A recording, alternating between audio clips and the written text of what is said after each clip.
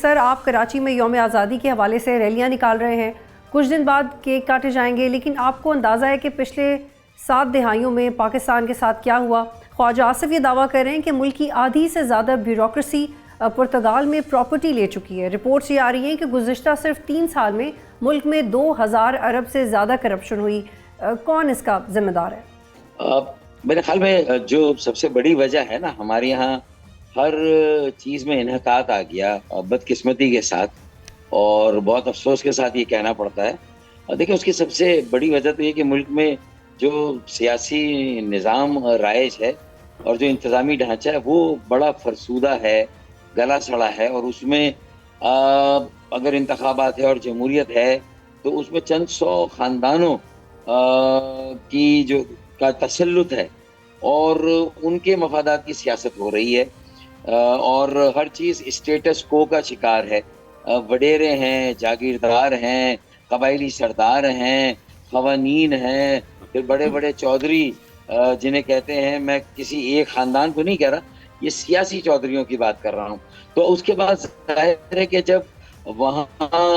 کوئی پالیسیاں واضح نہیں ہیں، پھر اس کے بعد نیچے کوئی منصوبہ بندی ایسی نہیں ہے، تو پھر ایگزیکیوشن کے لیے جو بیوروکریسی ہے اس کو تو پھر آپ نے کھلی چھوٹ دے دی ہے۔ پھر وہ جو انتظامی ڈھانچہ ہے اس میں بدترین حکمرانی ہو، کرپٹ ترین حکمرانی ہو، اور یہ بیوروکریسی خاص طور پہ اگر سندھ میں دیکھے تو آپ کی کماؤ کو تو، اور آپ کو کما کر جو ہے وہ کما کر لا کر اربوں روپے دے، کھربوں روپے دے، تو ظاہر ہے اس میں کچھ ارب کا حصہ تو ان کا بھی بنے گا نا پھر۔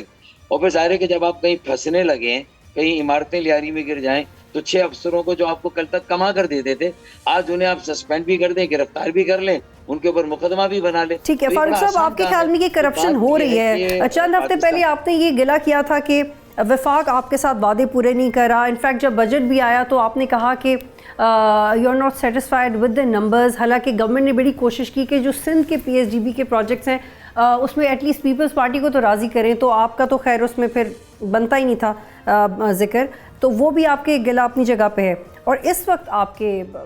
کیسے ہیں معاملات وفاق کے ساتھ؟ دیکھ، میں ایک سمپل بات کہوں، وہ جو کلفی والے اور جو چھولے والے تھے، چھاپڑی والے، جن کے اکاؤنٹ سے آج سے کچھ سال پہلے بڑی یہ انکشاف ہوا تھا، ایک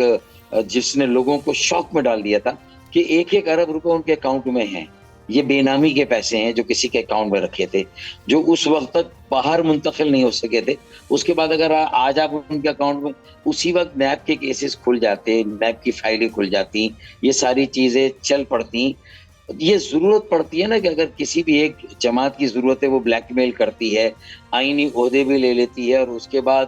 ایک صوبے میں اس کی حکومت ہے، دوسرے صوبے میں وہ جو ہے وہ کھینچ تان کے کسی طرح ٹیلر میڈ کر کے وہاں بھی اپنی حکومت لے آتی ہے، تو مطلب بلے ہی بلے ہے نا، کوئی کسی کو پوچھنے والا نہیں، روک ٹوک نہیں ہے۔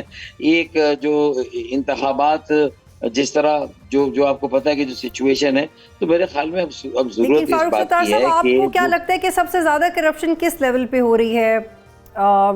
فیڈرل لیول پہ ہو رہی ہے یا صوبے میں زیادہ ہو رہی ہے؟